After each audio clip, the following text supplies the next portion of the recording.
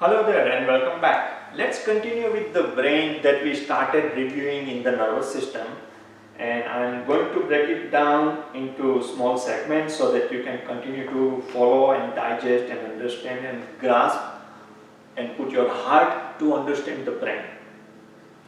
So besides what we reviewed from cerebrum to the ventricles and now going further down, there are other important parts of the brain. They are called thalamus and hypothalamus. They are below the cerebrum in an area called diencephalon. Okay, don't worry if you cannot remember this. The thalamus is a large mass of gray matter that acts as a relay center for impulses that travel from receptors such as the eye, ear, and skin through the thalamus to the cerebrum. Thus, thalamus integrates and monitors these sensory impulses, suppressing some and magnifying others. Perception of pain is controlled by this area of brain. Then we have below the thalamus what is called hypothalamus, and it contains neurons that control body temperature, sleep, appetite, sexual desire, and emotions such as fear and pleasure. The hypothalamus also regulates the release of hormones from the pituitary gland. Underwriters are aware of this as they encounter in their daily routine some disorders related to pituitary gland at the base of the brain and integrates the activities of the sympathetic and parasympathetic nervous system. The following structures, and we are getting into the anatomy now as we continue to.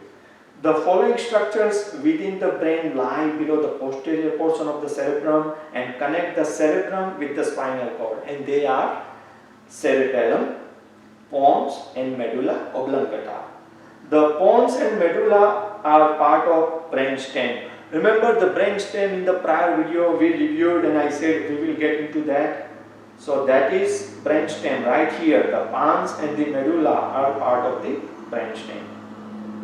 Cerebellum is located beneath the posterior part of the cerebrum. Its function is to aid in the coordination of the voluntary movements and to maintain balance, posture, and muscular tone. The pons is a part of the brain that literally means bridge because it contains the nerve fiber tracks that connect the cerebrum and the cerebellum with the rest of the brain. Medulla oblongata, located at the base of the brain, connects the spinal cord with the rest of the brain. And I will show you the slides that will make more sense. One important aspect that many of us might have heard, as it happens in our family sometimes, unfortunately, with some disorders and diseases, there is a concept called crossover. And what is that? Nerve tracks cross over in the medulla oblongata. So for example, nerve cells that control the movement of the left side of the body are found in the right half of the cerebrum. These cells send out axons that cross over to the opposite side of the brain in the medulla and then travel down the spinal cord. In addition, the medulla contains important vital centers that regulate internal activities of the bodies, and those activities are the respiratory related, cardiac related, and vasomotor center that ultimately influences the blood pressure. So this is what we have been talking about. So we have the cerebrum, there you see the thalamus, hypothalamus, pituitary gland, pons, medulla oblongata, see where it is, and then below down you will see the spinal cord. Okay, focus on the things that we are talking and discussing, that way you can digest one thing at a time.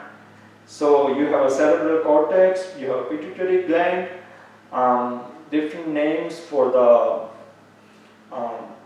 different stuff we have here, forebrain covers cerebrum, thalamus, hypothalamus, you can say midbrain, brainstem, pons, medulla, cerebellum, and the spinal cord. And I love this slide because it covers many details about the functions of the brain. So from voluntary muscles control to temperatures, pleasure, pain, you name it.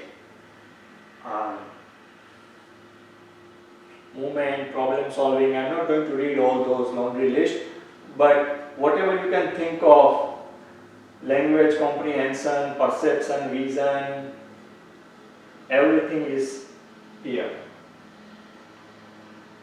There are a few important aspects that I noted after some research through different sources. So let me quickly run down those details to you. When it comes to the brain, it's about 3 pounds when we talk about the weight of the adult brain. 75% of the brain is made up of water. This means that dehydration, even in small amounts, can have a negative effect on the brain functions. So keep drinking water, okay? Remain